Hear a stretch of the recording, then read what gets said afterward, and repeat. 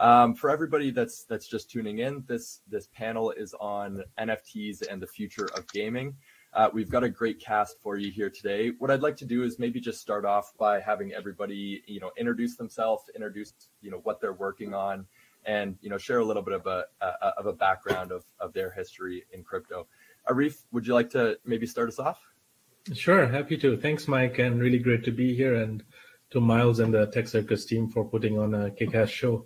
I think just briefly, I'm Arif. I'm the co-founder and CEO of Alethea, and Alethea is building a protocol to create intelligent and interactive NFTs. Within the context of gaming, what this means is that you can deepen the engagement that users and gamers have in your worlds with AI-based characters that can talk with you, interact with you, sing with you, create new art with you. By adding the element of AI, we elevate the gaming experience. Michael, would you like to introduce yourself and a little bit about what you're working on? Yeah, sure. Thanks for having me, and nice to see you, everyone. My name's Michael. I'm one of the co-founders and chief storyteller at Horizon Blockchain Games. We're building a new dimension where internet economies are fun, accessible, and for the benefit of all participants.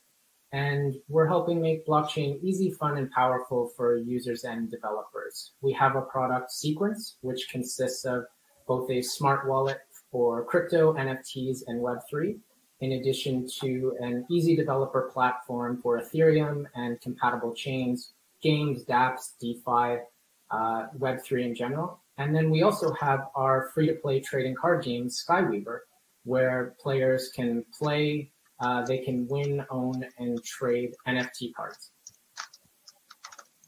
Awesome. Robby? Hi, I'm Robby Young. I'm CEO of Animoca Brands, and we are a game developer and publisher focused on blockchain games. And you may know us from games like Formula One Delta Time, MotoGP Ignition, as well as the Sandbox, for which Sébastien is flying the flag. Sarah, would you like to introduce yourself? Yeah, it's great to be here. I'm Sarah McKenna. I'm a co-founder of Alien Worlds. We're the largest blockchain game. We have over 2.4 million lifetime users. We were the first game to pass various of those thresholds. We're comprised of NFTs, which have gameplay utility, where people can select NFTs to mine proof-of-work mining of the fungible token within our metaverse, which is called Trillium. We also have 6 planet DAOs. So this is the first time that DAOs have been put into competition with each other within a single economy. DAOs are competing for stakers of Trillium. Our heritage as a project was in DAOs. We had built DAOs in the past and advised other projects in DAOs. And we're excited to see how NFTs and DAOs can come together in this new gaming metaverse environment. Thanks for having me here. Awesome. And Sébastien? Briefly, to not repeat again, I'm the CEO and co-founder at Sandbox. We're building a decentralized gaming virtual world where essentially players and creators can monetize their 3D assets and game experience through the use of NFT and Sand token. Awesome. And just quickly, my name's Mike Grantis. I run a crypto media company called CryptoWeekly, as well as a venture fund called Contango Digital Assets that invests in early stage crypto projects. And I'm also working on developing an NFT-based card game called Crypto Revolution that is still in the works. So we've got a lot to talk about today, but let's just dive right in. I'd like to start with a stat. So in 2019, players spent $87 billion on in-game purchases, and as a result, received $0 in value. Can we start by talking about how NFTs are, shifting the power within the gaming ecosystem from traditional gaming companies to gaming communities? And I'd like to open this up to the entire floor because I'm sure there's going to be lots of opinion here. Robby, would you like to? Sure, I'll jump in. I think first of all, as everybody watching probably knows, the idea behind using blockchain in games is the ability to secure assets digitally, so that players can actually own things in games for the first time. As well as for them to be interoperable with other games. Those are kind of the two big, offerings. And when people can own things in games, that creates an actual economy in the game. And when you have an actual economy, then everything that flows from that, results, things like being able to, financially benefit from the work that you do or the fun that you do inside a game, because the in-game currency is ultimately convertible to other currencies, whether they be cryptocurrencies or fiat currencies. And so when you have those actual economic principles at work, you can create fantastic environments and ecosystems in which people can, spend money and make money. So contrary to traditional gaming where spending was typically a one-way street in exchange for time you spent enjoying yourself, now it can actually be a two-way street. Absolutely. And I think, just touching on that point a little bit farther, there's this interesting balance between when assets become ownable by the user of the game. Is that a value add for the gaming platform, or is it extracting value from the gaming platform because they're interoperable and changeable between gaming communities? How are you guys thinking about that relationship and that thin line between, personal ownership of assets being additive to the game or a negative, shifting assets between different gaming ecosystems?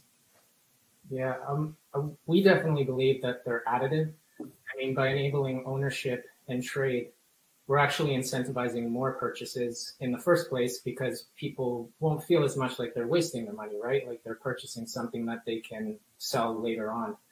And that, that sense of ownership over the items and that sense of ownership over the game and, the community really promotes more evangelism and advocacy for that game because the users are participating in the value creation of that network instead of the creator absorbing all of that value, right? So, creating those network effects, more evangelism, more passionate players, then broadens the horizons for that game, which then welcomes more and more and more players. So it's really symbiotic, right? And so, yeah, I think it's definitely additive. Yeah. Sarah, anything you'd like to add? Yeah, I jump in and say that, certainly the whole premise of play to earn and the fact that blockchain makes provable ownership of assets possible and therefore incentivizes people to jump in and feel like owners because they are owners and take that kind of level of responsibility and that invest that kind of time in the platform. All of that is the basic premise of that is that it is positive, and I think that's probably why we're kind of all sitting here. I would say though that there is a complexity that comes from that because people can be participants in the system for different reasons, right? And unless the system is relatively carefully calibrated, you can get actors sort of mainly extracting value without putting value back. But so, it's certainly something that those of us who are deeply involved in these systems have to constantly be looking at and trying to sort of stabilize and rectify as in flight, as it were. But I actually think that in itself is one of the most sort of redemptive and inspiring qualities of blockchain is this kind of capacity to regulate after the fact. So sometimes the system can, you can end up with a lot of people taking a lot of assets out, but as long as you can see that that's happening and come up with ways of rectifying it, the system can kind of get on track again. Mm-hmm. Absolutely.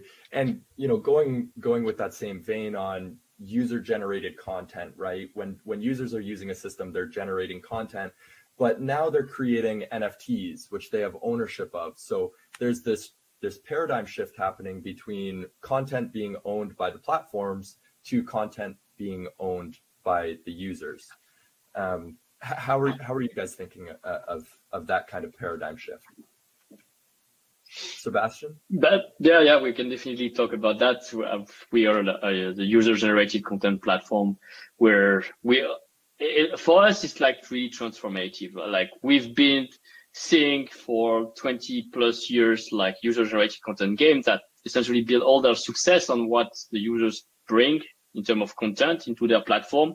Minecraft, Roblox, which did a $60 billion IPO. But if you ask me, like how much those creators have been paid for all that amazing value they generated for the company, etc., it's really close to zero. And that's also the story of the previous version of Sandbox on mobile. We had 40 million installs, 70 million creation, and no way to reward because of some platform restrictions. So when we started to input the right community-driven incentive and making creators truly own and become stakeholder of the success of the platform, the interests are aligning, and here comes the network effect. Here comes the open economy that I think is now starting more than ever, and we've been building for 3 years. So now we see games like Axie Infinity and Sandbox and other topping the chart in terms of transaction volume, royalties, GMV generated. No one anymore is questioning that the model is right. It was just like it takes time to build, and we want to get that network effect really kick in before like people realize that, well, that's nothing that can beat that, basically. Last question on the topic of kind of in-game ownership economy. We're witnessing this convergence between users of the games and owners of the games. Sarah, you talked a little bit about Planet DAOs, kind of having ownership of the game and the way the content is developed. What type of elements do users having ownership of the game bring to Alien Worlds, for example? Yeah, I mean, I think competition and collaboration are really important principles here. So human beings love to compete with each other. It's one of our most kind of primal instincts. And when you put a counter in the mix of that, so in our case, it's the fungible token Trillium. It could be something else in another metaverse that allows people to readily track how they're doing compared to other groups of people. You unleash this, enormous creative, but it's not just creative, it's also destructive. There's an element of like competition in there, which is super powerful. So our Planet DAOs are extremely competitive with each other. They're vying for stakers. We have also land collectives. We have land NFTs, which are a yielding NFT in our metaverse. They've sort of, landowners have just understood that they have aligned interests in some cases and have just spontaneously developed collectives with each other. So DAOs are one of the kind of native constructs that allow people to collectively organize their affairs and compete with each other. But also there's other spontaneous arisings of those things that can happen in a metaverse. They can arise, they can go away again. And that unleashes, that competitive drive unleashes a lot of energy and dynamism into the system and a lot of value. Absolutely. I'd like to shift gears here a little bit and talk more about this kind of new world of gaming with NFTs involved. I'd like to use an analogy of real estate. Sometimes it's easier to tear down an old house as opposed to retrofitting or renovating, an old house. How would you think about this gaming ecosystem in that context? Are these traditional gaming companies more incentivized to retrofit their existing games with NFT content, or build net new games that are kind of blockchain focused from the ground up? Arif, how are you thinking about that? Yeah, I think not to draw too close an analogy to central bank digital currencies, where you're seeing large countries and nation states look at evaluating stable coins for their local economies on Ethereum, right, or on certain networks which are credibly neutral. So we're likely to see metaverses, whether they come from larger players like Facebook and others, and bottom-up approaches, cooler examples like Alien Worlds, where you have Planet DAOs competing with each other, and Sandbox, where you have all of these cool IPs coming together to co-create. You'll need a credibly neutral settlement layer to have the same language and infrastructure where we can speak. So to your house analogy, as long as the contract is in English, we can all talk business, right? And we can understand the property rights that underpin it, and there's certain rules and laws. But if somebody says you need to speak a completely different alien language, it might be difficult to have that interoperability and composability. Got it. And this is coming from somebody. Here, sure. Just the nature of blockchain tech at this point is still a little bit clunky, right? So users, these early adopters who are involved in all of our games here are having to deal with some, user issues that they wouldn't on a sort of slicker, more centralized platform. So, I think to your question, like, are existing companies more likely to build native blockchain technology or just to try and sort of retrofit their existing structures? The reality is that if they really try and build on chain, their users will experience certain issues, and will have to be prepared to be a little bit more sort of hands-on and sort of will have to want to get stuck in that way. So I actually think that they'll be incentivized to pretend that they're decentralized, but not really to do much about their underlying tech.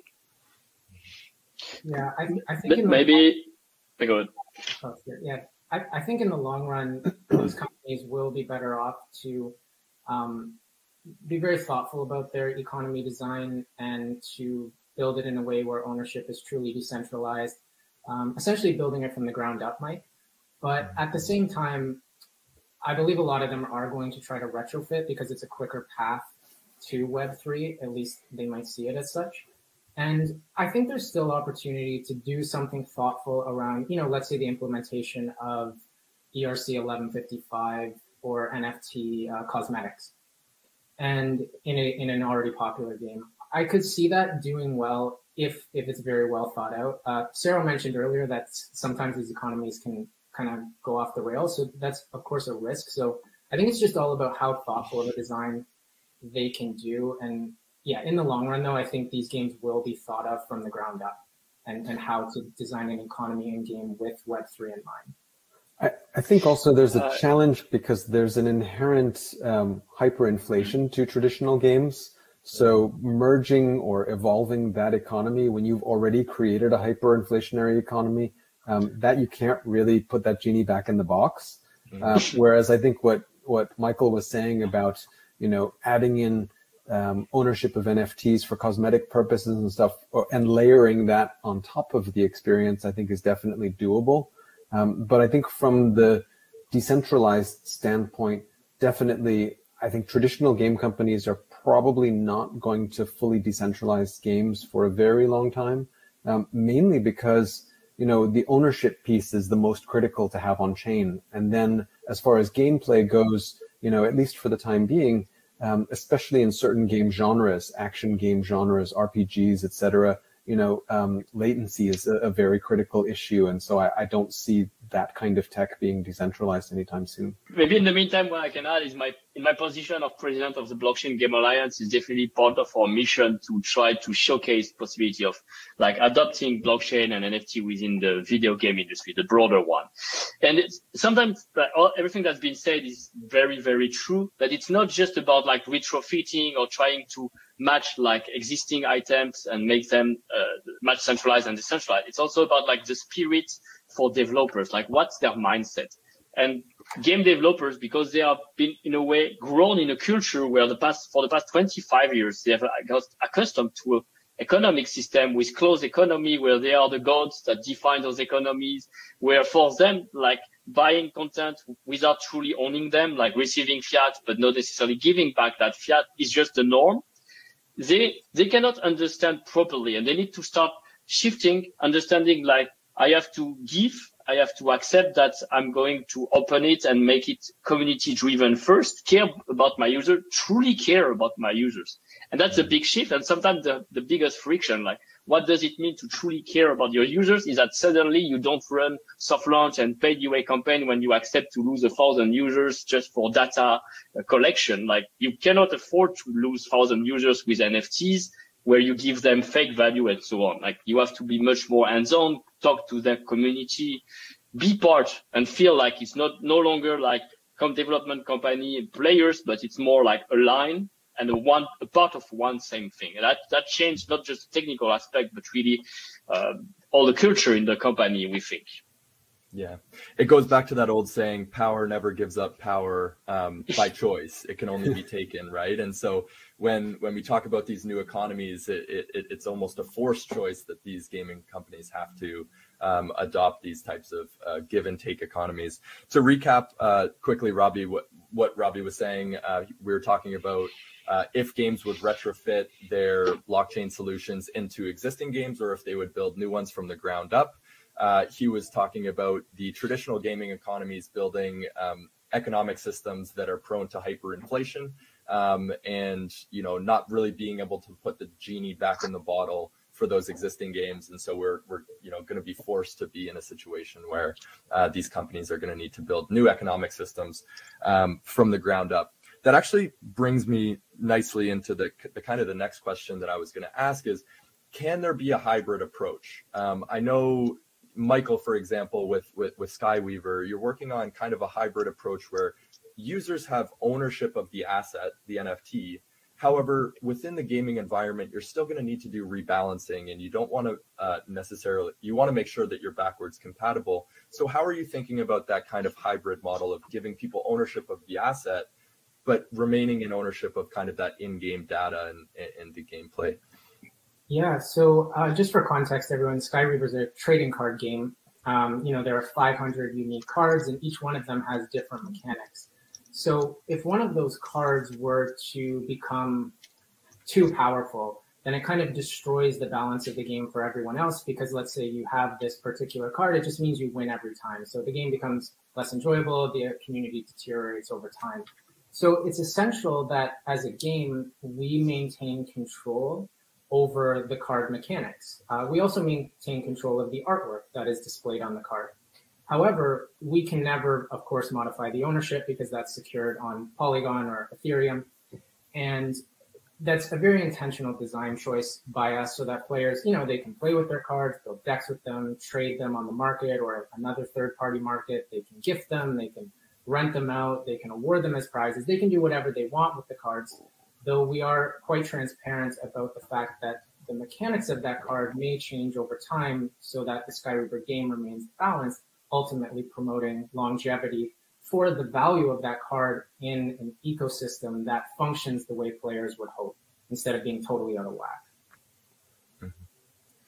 Yeah, and going back to what we were previously saying, I think that the kind of first step is going to have to be a hybrid model, and not everything needs to happen on chain, but the true ownership piece definitely needs to be. I'd like to talk a little bit about in-game currencies because, some of these are NFTs if we're talking about, breeding NFTs in Axie Infinity. There's also fungible tokens like Trillium in Alien Worlds. I'd like to just talk about some of these economies that are really growing from the grassroots. One that comes to mind is, the South Asian market for Axie Infinity, how people are really starting to earn wages and incomes off of this game environment. So, Robby, can you talk a little bit about how that, game economy is evolving and, Sure. How cool is that to see? Sure. I think, first of all, it's extremely cool. But that aside, I think it feels a lot like, when we used to design mobile games, we always used to think about different player demographics, and we'd try to design two paths in a game to success. We'd have a grinding path where people who have time to spend can really just, play and achieve to get success. And we would have another path where people could spend their way to success because, it's not to make the game unfair, but some people just don't have time to play all day long. And so they'd rather, buy the power up than earn it by spending time. What they've done with Axie Infinity, and I think just generally with the play to earn model, is find a way through the tokenization of the economy to bring those two constituencies together, the people who have time and the people who have money, and allow them to transact those two things with each other for mutual benefit. And I think that's what's fantastic, because actually what's happening here is everybody is coming out ahead, honestly, because everybody's getting what they want out of the ecosystem. And I think that you can see that they're doing that. There's a financial incentive, a financial reward. And guess what? They're playing a game and having fun and building a community at the same time. I mean, how much better do you get? Yeah, if we can add to Robby's point, go ahead, Sarah. No, go ahead, Aaron. I think just from the context of some experience I had working and growing up in Southeast Asia and having seen massive amounts of capital that were deployed by Uber and other ride-hailing companies in the beginning to acquire drivers to do really deeply hazardous jobs and then to train the algorithms to more efficiently route traffic around ecosystems, and then at the end of the day, get a small meager paycheck, and then they have to repeat that cycle every month, right? So now if you look at the shift that's happening with Axie, where you're allowed to sort of work remotely from home, allowed to see your kids grow up, and at the same time participate in an economy that you sort of own, that's a very powerful paradigm shift that's happening subtly and slowly, but it certainly is moving in the right direction. And it's a high order problem to solve, right? Instead of just an exploitative ecosystem that you get suckered into. And the thing that I would just add to that is that in a blockchain system, both economic capital and work help to secure the system, right? So this is why when we have a DAO, for example, the one singular unit of measurement, which is the fungible token that the DAO is built around at a smart contract level, measures both value but also voting stake, right? Voting power in stake-weighted voting models around DAOs. And this is because you need people to put economic value into the system to make it bigger and more expensive to take over. But you also need people to put work into the system so that you actually have something that's in it, right? And so I really think that DAO model of stake-weighted voting, where somebody can either buy or work their way into having more stake and therefore more voting power, is a really great model of governance. It's not actually, by the way, what we have in countries, right, where we have one person, one vote. Instead, within a blockchain system, because you need to verify that people have secured the system, you need to give people who've put more economic value in more say, but also people who put more work in more say. It's a very native blockchain concept, and I think it really works in these contexts. And actually, I'd like to just call on Sébastien, because watching your presentation previously, I think you have a really interesting governance model too, where it's like if you have ownership of sand and you have ownership of land and you have an avatar, you have more say over the network. What is the first official music NFT? We just got a poll, Kings of Leon. I say we do this later. That's off. Yeah, I did it later. So Sébastien, can you talk a little bit more about the kind of governance model that you're using with Sandbox and what that does for users? Absolutely. And something important to highlight is that the governance model is not yet in place. So we're still acting mostly as a centralized virtual world to give, a captain sets the ship where it needs to sail, set the standard of quality for user-generated content, and from there progressively decentralize it for the team who becomes more skilled at running the ship will go on and keep running. So what I described is the vision that starting Q2 next year, potentially earlier if everything goes right, will be in place into the governance. But for now, as we have only launched the creator side and not yet the player side, we want to make sure that, again, all the different systems are well in place so that we can have a fair governance. And also doing that allows us to still orientate the ship in the right way, make some correction while we feel like, oh, that was maybe a good idea in theory, but not on paper or when we run it. Or we're seeing other games, blockchain games, decentralized games, having made in some choices that doesn't seem to work that well ultimately in terms of governance and what it generates of incentive and activities into their games, world, and so on. So we do think so far that it would be fair to indeed reward and allow the users who are the most engaged to participate in the governance rather than just have, because governance but very low engagement into voting, in our opinion, isn't real governance. You can put a DAO for thousands of people. If there's 3 people who vote and then a lot of people who wait, it's meaningless, basically. So this is what we are trying essentially to balance out and making sure that, well, the ones that are really the more engaged will be really the one driving the ship. Yeah. And I think that's a really important point to hit home, is that usually these systems over time become more and more decentralized as the community gets more and more confident in the governance structure. I'd like to just move on and talk specifically about the metaverse, because I think it's such an interesting topic. I want to use another analogy. YouTube, for a long time, content creation was just kind of a hobby industry, a cottage industry. And then it felt like overnight it kind of flipped into this multi-billion-dollar a year, revenue giant. How do you guys think about when that inflection point is going to happen for the metaverse? Has it happened already? When are people going to start looking at the metaverse and saying, this is a viable career option for me to put all my focus and build a career for myself on the metaverse? Arif, you're into the AI space. You might be a little bit more forward looking when it comes to this type of technology. What are your thoughts? When do you think this is going to really hit an inflection point? When humans can have AI workers doing their metaverse gaming mechanics, I think that might be really interesting to observe as a standpoint. Right? But I think that we're starting to see some early successes with the play to earn model, and what Robby and Sébastien are also building together with Saro and Michael.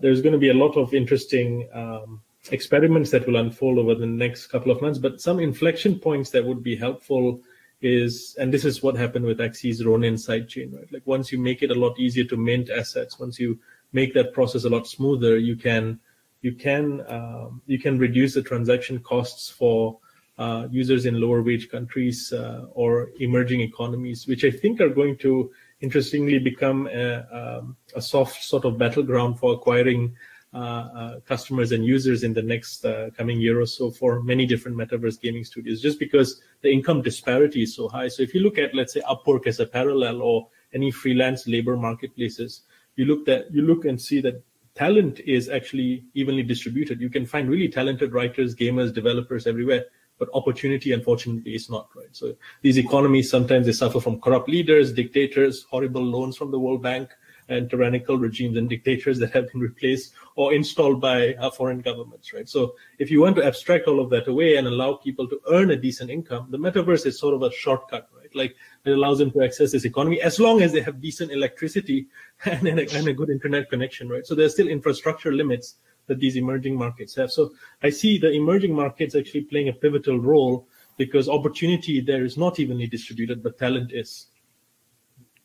And I think that any kind of shock to the existing system is also really, I mean, what we saw with the pandemic in the last year, right? We couldn't really have predicted the accelerating impact of something like that on play to earn and just people's need to live more of their lives digitally. So, and especially now that we see more inflation in sort of the rest of, global currencies, I think those are all indicators that we're moving in one direction in this respect. Quite the pace, and exactly when that tipping point will come, I don't have a crystal ball, but certainly certain shocks that have happened recently have accelerated that.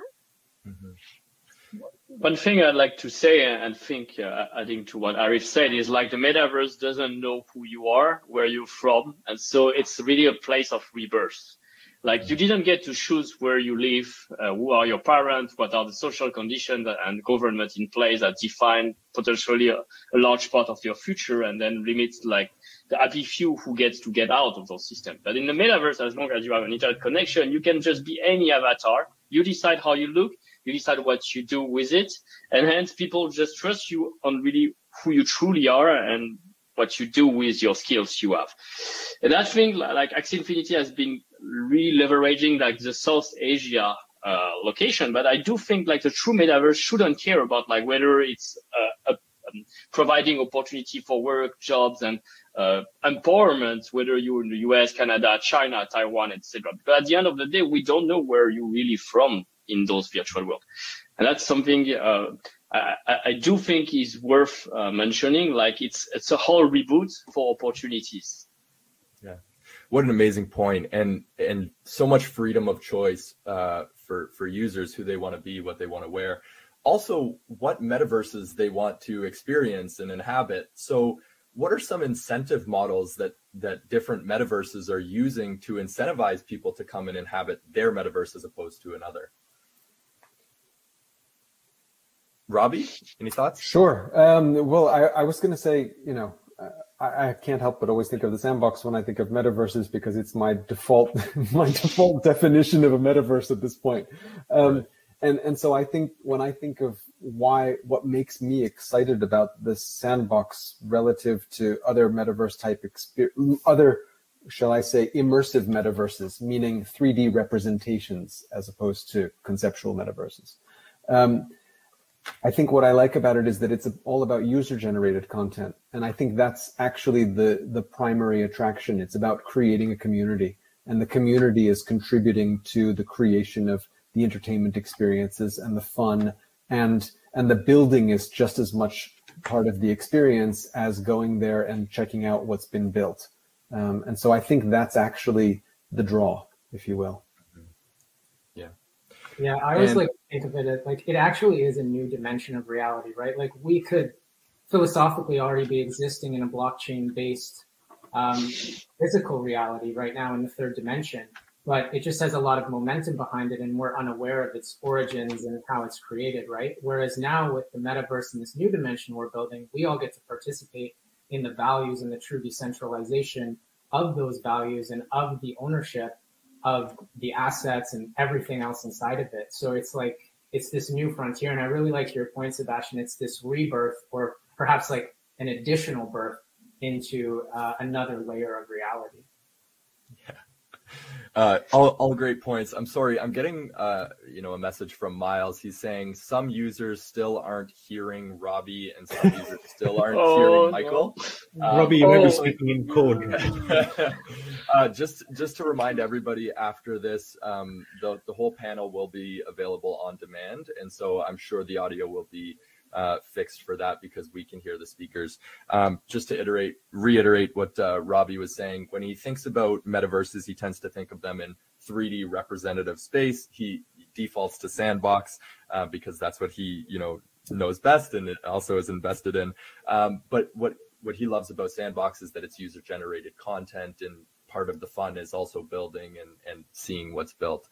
Michael describes these metaverses as another dimension of reality and a place of rebirth, as Sébastien has said, and just this new frontier of technology that we're all exploring and uncovering together. So I hope I summarized what you guys had said there, decently. Let's talk a little bit about virtual real estate. I think people can easily understand the value to buying virtual land, virtual real estate. And when they put NFTs into that perspective, it clicks for them because they think this is a finite resource. This is similar to buying real estate in the real world. Why is it so, how are people starting to think about buying this virtual real estate in comparison to buying, cash producing assets in the real world? Well, I can speak to that. When we within Alien Worlds have land NFTs, very, very scarce. About 3,500 lands were sold and are now for sale on the secondary market. Gone up a lot in value. They're the yielding NFT within our metaverse.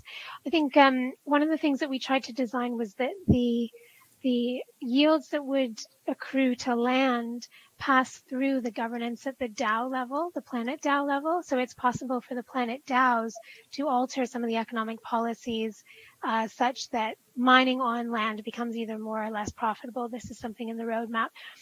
So I think having governance sort of impact how people are interacting with land adds an element of dynamism. Land, as you pointed out, is a very natural thing for us to relate to. And in fact, I would say NFTs in general have an emotional, relatable element that fungible tokens don't have.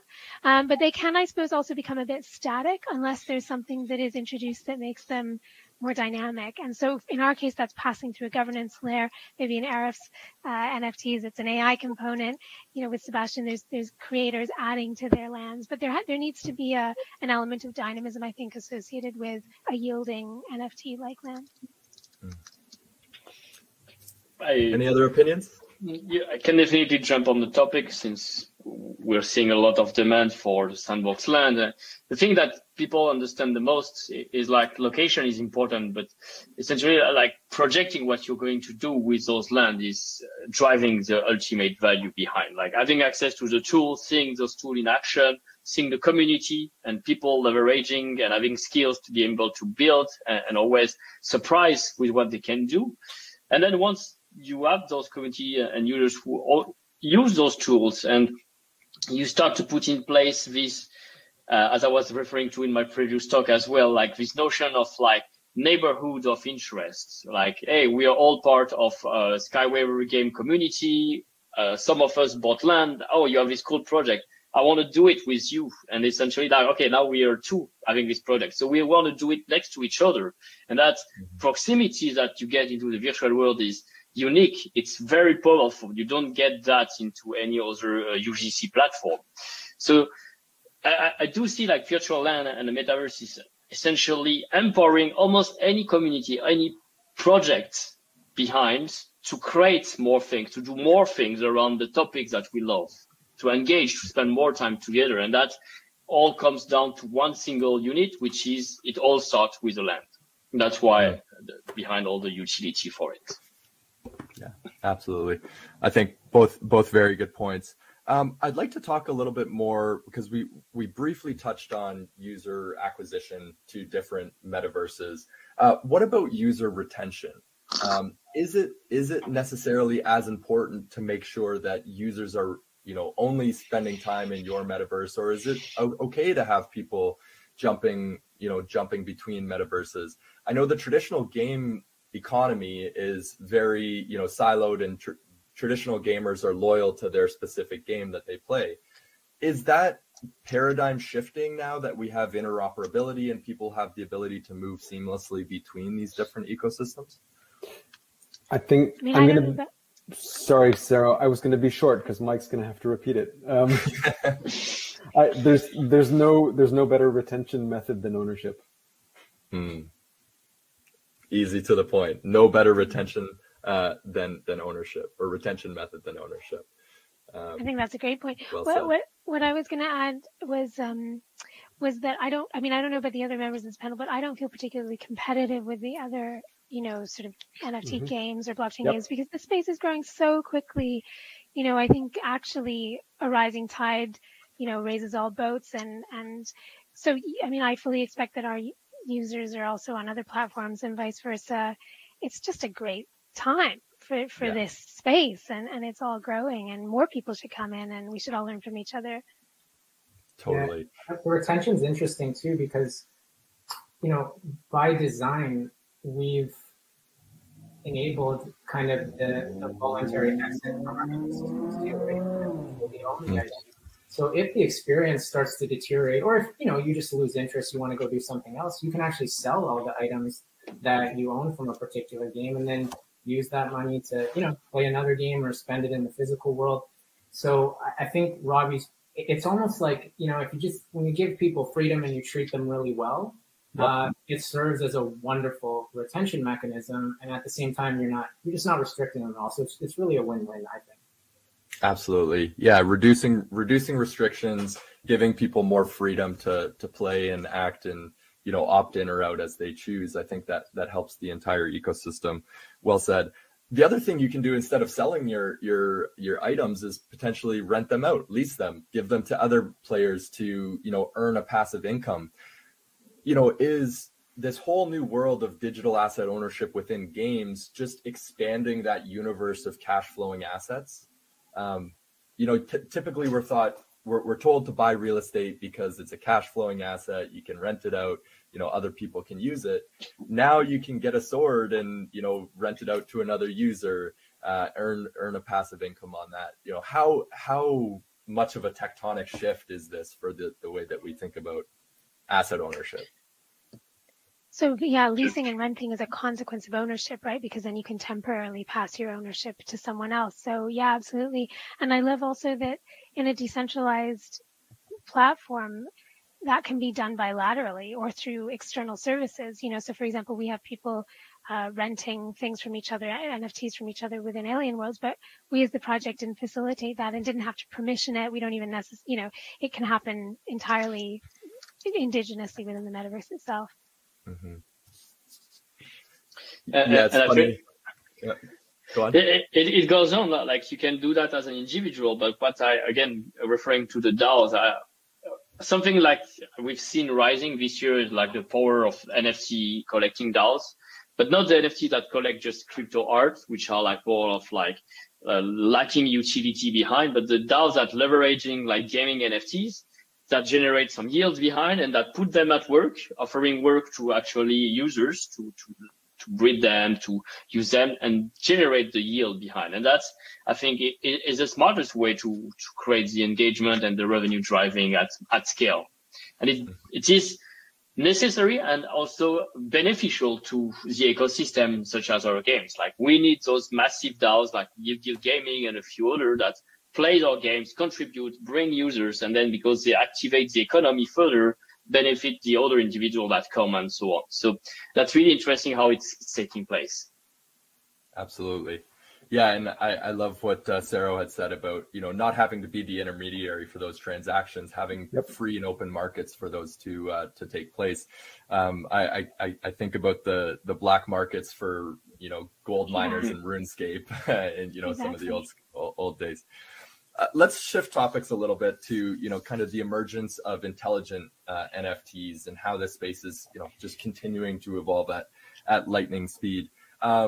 Arif, Alethea.ai is, doing a lot to pioneer this next generation of intelligent NFTs. What are intelligent NFTs, and how are these things evolving? Yeah, no, absolutely. I think just at a broad level, what happened in the AI space in the past 2 years with the advent of OpenAI's language model called GPT-3, what it facilitated was the ability to create a meaningful output with limited training data. So what it means is, let's say if you wanted to create, let's take the card behind Saro's background, one of the characters in the red hair, let's call her Alice, right? Let's say you wanted to give Alice a personality that she could interact with users in real time in the Alien World game. How difficult would it be to create that? Now, 2 to 3 years ago, exceptionally difficult, because you'd have to imbue her with a language structure, a personality, train her with content. But in the past 2 years, this new technique called single shot learning or few shot learning allows you to upload limited data sets. And from those limited data sets, the character is able to infer and have a personality. So it's almost like a step change in the way characters can be given personality traits. Now, this is important because once you start giving NPC characters and even characters that user-generated characters that are created by the creators in these ecosystems, if you give them the opportunity to imbue each character with a soul or some sort of persona or personality, and they can operate with a level of autonomy and agency, that's when the metaverse starts to get really, really interesting, because you have autonomous AI agents sort of running around, interacting, creating, maybe even exchanging value, but all at the same time with imbued personalities and intelligences. So that's sort of an evolutionary shift. I think we're going to start seeing a lot of these experiments unfold in the next 2 to 3 years, and it will just deepen, to your earlier point, retention and engagement in these ecosystems. What an amazing point. And those are the type of things that make you wonder if we're already in the metaverse, if this is all a simulation. NPC characters, by the way, are non-player characters. The way I think about those would be like the subconscious in Inception. These characters that are not owned or played by anybody, but also add so much depth to the ecosystem. Let's talk about how these interactive and intelligent NFTs can help to build engagement, because we know if they already have these personalities and personas themselves, that's great. What about building interactive NFT experiences for people to enjoy as well? Yeah. I'll use the Sandbox example. For example, let's say the partnership with the punks or the apes, right? You could actually, a person could go in. You don't necessarily need a player to go in and interact with these characters. They could first be interacting with each other and creating new value. So that's like one interaction that does not require any human intervention. But if you wanted to create deeply interactive experiences where, let's say there's a punk who gives you and you have to climb up in the sandbox and you have to find a mount, and when you reach the mount you meet a punk or an ape who's going to give you enlightenment secrets, right? So you talk to the ape, and from an AI standpoint he comes back and gives you information or insights that broaden the story of the sandbox universe. So you can create these custom interactive experiences that really deepen the level of engagement and retention, and you can also then the AI can learn from it, because this is one of the things that our ecosystem, not necessarily a criticism, but when I look at what Facebook's AI did to like hack our brains to read news feeds with red dots, right? They really understood how data collection and data mining works at scale to create AI models that hack engagement. I think from our standpoint, because we are building with Web3 principles from the bottom up, we have an opportunity to use this data in a sound way to create AI experiences and interactive experiences that are not just focused on engagement hacking, right, but actually focus on increasing the ownership value of the economy, building net positive value for the entire ecosystem. So I think there's a lot there that can be expanded on, whether it's in Alien Worlds or in the Sandbox or in other ecosystems that might be very interesting to explore. I think that's that is super interesting. One of the things that we think about is how does lore get created and embedded historically, like within our NFTs, but also within certain of the storylines. So one of the things that we have some writers within the metaverse who are writing storylines to the NFTs, and we're sort of considering how would it work for those to get embedded in the metadata of the NFT. Would that be something that the NFT owner would then permission, and then it would follow, you know, every time it got sold? I think it's a really lovely concept, and if AI could be somehow included in that layering up of more, it's all to the good. Yeah. I've got a question here from Sam. Will INFTs be available on multiple networks across multiple platforms, bridging them together across chain? Yeah, absolutely. We're in discussions with several of the panelists and speakers here today on some of their ecosystems, and I think there's a lot of opportunity to bring souls and embed AI and intelligence agents into their different ecosystems, because we fundamentally looked at it as a perspective of being chain agnostic and metaverse agnostic, because it's a possibility to have the standard across multiple metaverses. So that's definitely a deliberate design choice. Although I don't know whether it would be available in the Facebook metaverse, depending on the chain they built it on, right? So. I think this is such an interesting topic, and we can talk about it for hours. But it's one thing to think about building an intelligent AI and having that evolve on its own. But what about building multiple intelligent AIs and having them breed and create something, net new? I keep thinking about Axie Infinity and how cool it is that you can create something net new from just breeding these NFT assets. How much farther, deeper down the rabbit hole can we go when we talk about creating these assets that are just net new and, maybe some things that people haven't even discovered or thought of yet, just being created out of the breeding of NFTs. Are you talking about the Terminator? Potentially, who knows? Yeah. Sooner or later, the metaverse is almost mimicking our human experience, right? Like when we give birth or if you become a parent, it's such a new, profound experience that you have this sense of joy and elation. And I think people have I'm not going to relate that directly to the metaverse, but people do have this sense of ownership and surprise that comes when they see an asset that gets created, that gets minted, it's new, and then they have an opportunity to train it. I think adding the intelligence layer, like you're saying, Mike, will add a level of evolution to that character, right? So like maybe that character's intelligence is as a child right now, but then as it goes through the lore that Sarah was talking about, it evolves into a more advanced, like it can go in the path of a villain, or it can go in the path of a hero, or it can destroy a metaverse. But what's really interesting is, to your point, when you build some of these additional AI agents, NVIDIA put together a presentation about a year ago called AI-generated metaverses. So not just AI agents, but like the AI is generating a metaverse for you to go and play, right? So it's like, so that for that you need real-time rendering, cloud compute. And I think there is going to be a lot of demands from a computational standpoint. But what I'm noticing increasingly is that people don't really need super high rendered graphics. They really want interesting gameplay and interesting storylines and that ownership story. Right, so that's something really powerful and potential. So I can see that being a natural evolution for many of the ecosystems here. Absolutely, and it's one of those things about culture. When you think to your greatest experience is often listening to music that resonates with you. It's often not the highest fidelity, but it's the experience you have when you hear the music. Yeah, absolutely. And I love like how INFT can actually like.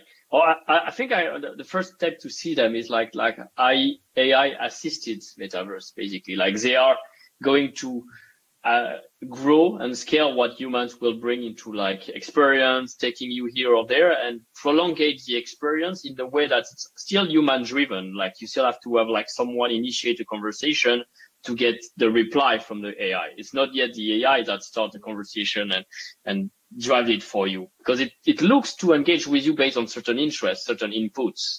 And that's, I think, something that will engage a user even further, grow the time they spend. And literally, we're starting to see that outside of blockchain, when you think like virtual influencer, people like those characters that are created and now we follow, and that we can spend hours following as they are now trendsetter. So that, I think, just that is going to be massive. And from the Terminator, let's see in like 20, 30 years, how it evolves from there. If it's built on a decentralized metaverse like the ones we have today, I think there's a better chance, right? Because people will have new Web3 dynamics programmed into it. Yeah. I'll take a page out of Ben Goertzel's page, or out of Ben Goertzel's book. He says the clearest way to benevolent AI is through decentralization. So fully agree with that as well. I'd like to shift topics back a little bit about what we were talking about before, but free to play versus like play to earn types of economies. Traditionally, we think of, you know, the gaming environment as the best of the best, can make a lot of money playing games, but for a lot of people, there's just no economic incentive. And I know we've talked about this a little bit before, but let's, you know, how are NFTs leveling the playing field and giving actual economic opportunities to everybody, as opposed to only the best of the best of the best? Like a little bit esports. Like people tend to see before, like the only way to earn revenue in video game was through esport. Like competition, you had to be the most skilled player, win over the other. It was always PvP or team, essentially. And that's, I think, is great, but it's like the life cannot be only a strong competition where everyone tries to be the best. And what play to earn has introduced is the idea that anyone that contributes time is already making something valuable, collecting resource that others can use. So there needs to be some sort of circular economy where the resource you collect adds demand for other function or other type of users into that ecosystem. So that is an exchange of value. Naturally, in RPGs, like RPGs and MMORPGs have been the kind of game where easily you can have different class of users. Those class of users collect different kind of resource, and the game designer who build the overall economy has always found like, oh, if the class of like hunters collect food, but the high class of magician collect mana, well, they have to trade each other so then they can craft the combination that gives them more powerful equipment, and both class benefit from it. And it was centralized. There are black market, gray markets. Now it's been becoming open on the blockchain through NFTs and token. And finally, we can see the effect of work, not necessarily competitive work, just regular gameplay, becoming beneficial for everyone who was doing just the same activity as before. That's where like the big difference lies. Yeah. And I think both paths still exist. If you are really good at competition, you can do even better in the metaverse than on the blockchain. Sure. But as Sébastien said, it's open to everybody at all levels. Mm-hmm. Mm-hmm. Yeah, I think what I might add to that is, so in our metaverse and alien worlds, we're not a 3D spatial metaverse. We're not a metaverse in which people construct particular items. We're a metaverse that's abstracted economic interrelationships through the fungible token, and then allows people to come together through DAOs to compete and collaborate within groups.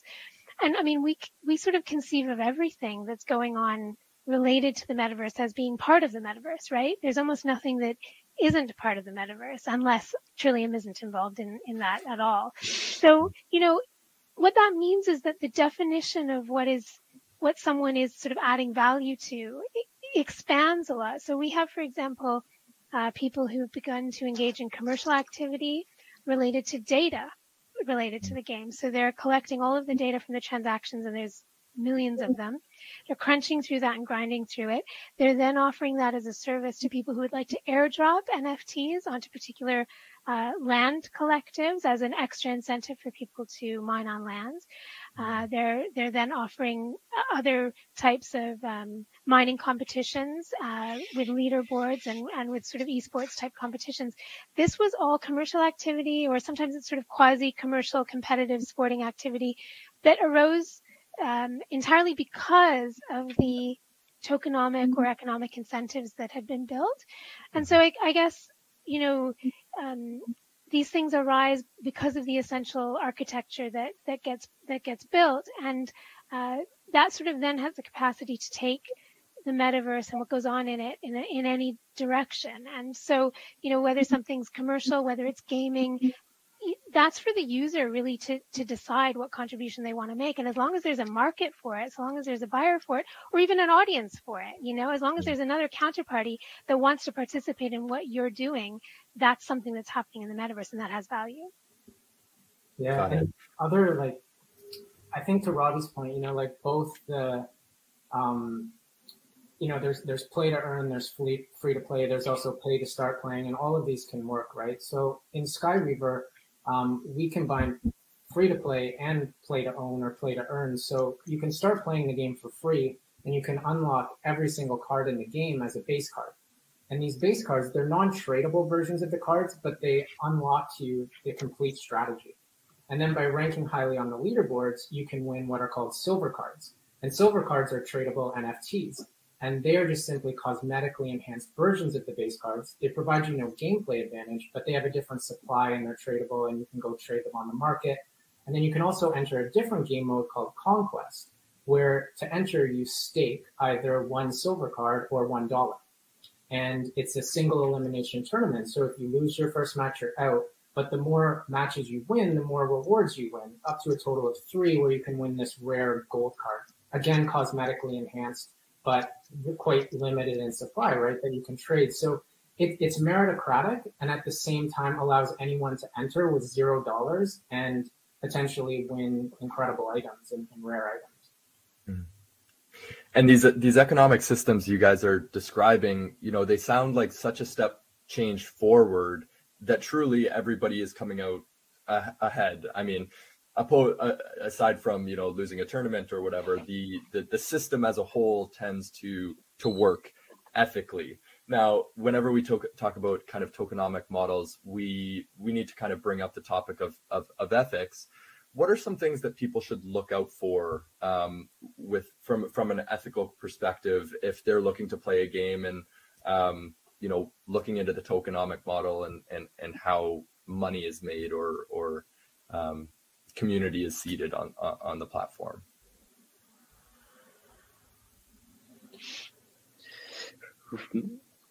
Can jump in. Research basically, like it all starts with a little bit of education. There's never too good to be true. So whereas I guess don't fall for the simple scam or promise of like revenue effortless. I think what we're all building into this ecosystem is like a diversity of ways to earn revenue. But as we just mentioned, Saro with Alien Worlds, Michael with Skywaver, etc., like it is requiring some level of engagement, some level of participation. It's not complex necessarily, but it takes time. It needs you're part of something, a community. Yeah, and I think that's the starting point. Like before you engage with any kind of product, don't make a payment, first of all. Join in community, ask questions, ask peers about truly understanding what they are here for or what motivates them. Test the product, again, no payment as much as possible. And then see for yourself if you feel like this is something that's fair, transparent, honest, and the people are genuinely interested for like the fun of the product before the profit it generates, no matter what it is. And I think it's important to remind people that we're all here to have fun. So that's the first goal. And then, you know, if there's economic benefit, that's great. But most importantly, we're here to try to make products that give you fun plus, you know, something else, hopefully. But fun is the main reason. Yeah, exactly. Just be skeptical of anything that's guaranteeing you riches. Yeah. I was going to say that. I think one of the things that, like, from an ownership standpoint or from an ethics standpoint, like if you look at the DeFi summer last year, we saw tremendous yield farms attract a large number of users who would then be either, I don't know what the retention rates on these users were in the end, but I think we may be beginning to see as NFTs catch on and as users become more accustomed to unique rewards and airdrops in NFT ecosystems that attract users, and it's important to find a way to retain them. One thing that these sort of crowds can do sometimes is, I think one of the things that the NFT space has an opportunity to reframe is the concept of ownership, right? And from the Web 2 world to the Web 3 world, ownership is something that is significantly talked about. But if you look at some NFT projects, there's almost sometimes like a sleight of hand on what ownership means in their ecosystems. So it's exceptionally important to have a clear understanding of what does it mean. Do you actually own the NFT? Do you own the IP that comes from the NFT? Do you have the right to make derivative works from that NFT? Can you sell merchandising on that NFT if you're going to invest in that character and that economy? So it's the extent of what possibilities that can be unlocked in these ecosystems and how transparent we need to be about some of these aspects, because the last thing we want is sort of like, hey, you own it, but then technically you don't, right? So like that's sometimes a problem in the space because it's evolving so quickly and it's moving so fast. I don't think we're fully yet educated on what ownership deeply means. Okay, we are almost out of time. We've only got a few minutes left. I'd like to ask 2 questions, and I'd love a response from everybody around the table here. First question, other than your own projects, what projects do you think are examples of the bleeding edge of technological innovation in gaming, other than your own project? We have a good sample on this panel for sure. And by innovation doesn't mean like something super technical, but just showcasing like how they can bring adoption. So I find it fantastic. Like Alien Worlds is now the #1. They have 2.4 million. I was hearing at the beginning. I think we don't realize like 2.4 million users on the blockchain game. Well, it was a few years ago, or it was just hard to get 10,000. So the scale behind it is massive, and they are doing it through DAOs and other gameplay with play to earn. Skywaver, obviously as well, different incentive, great game both on mobile and PC web. F1 Delta Time proposing to have like a new cars, new vehicle that you can also stake, and then other users can rent, and they can earn rev through participating into circuits. So like another way to fans of motorsports to engage and earn a revenue. Axie Infinity, obviously, now definitely leading the way. It's hard. As a president of Blockchain Game Alliance, all the cool projects I see, the BGA, they all somehow showcase the great use case of the technology. So just follow the BGA, I would say, and you'll find a lot of cool use cases. There you go. And we don't need responses from everybody, though. I think Sébastien just did a really good job summary. summarizing for everyone. And of course, Sandbox being one of the best managed and consistently, I mean, being able to sort of roll out new releases at that standard for years is not easy in blockchain. So, definitely an exemplar in the space. Absolutely. Well, I'd love to get kind of closing thoughts from each of you. And one thing I'd just like to ask is, what excites you most about the future of gaming? Okay, I'll go first. I think what excites me is the pace of change right now, because I think we're set on a very interesting path with blockchain. And if you look at what has exploded in collectible platforms like NBA Top Shot or play to earn models like Axie Infinity, just to name 2 outstanding cases, I kind of expected this would happen, but not this year. I mean, it's just happened so fast. And I think that has helped to generate more fuel for the industry. And fuel meaning investment, people, ideas, everything. And so I think the pace of change just keeps me optimistic. Yeah. To add to that, everything Robby you said, and also just the symbiosis and the love that I see between creators and their users, and how the community is now all working together. I think it's incredibly beautiful, and what we'll all do in collaboration is far more than we could achieve as individual entities. So it's super beautiful and powerful, and that's what makes me incredibly excited about the future of gaming and Web3 generally. Yeah, I would echo that. And I think that interestingly, what we're probably in is a sort of almost like a primordial time in the space, in the sense that there is this kind of, I think this is before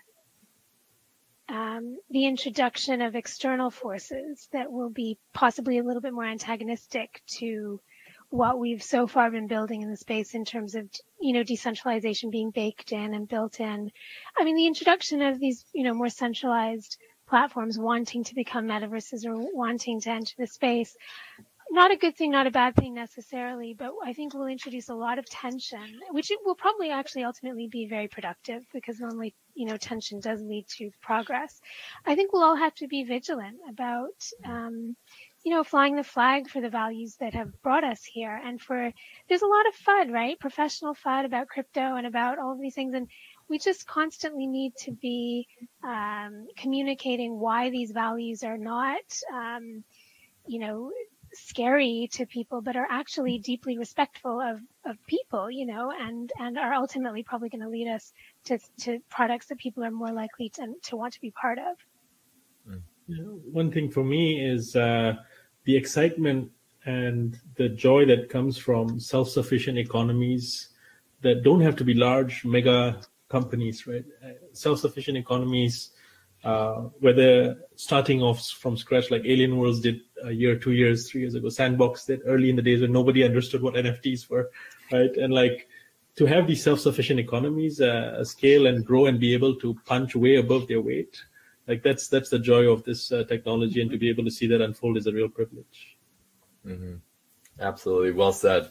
Well, Arif, Robby, Michael, Saro, Sébastien, it's been an absolute pleasure chatting with you guys. Thank you so much for your time. And I really, I look forward to seeing what all of the projects you guys are working on will do in the future. Thank you.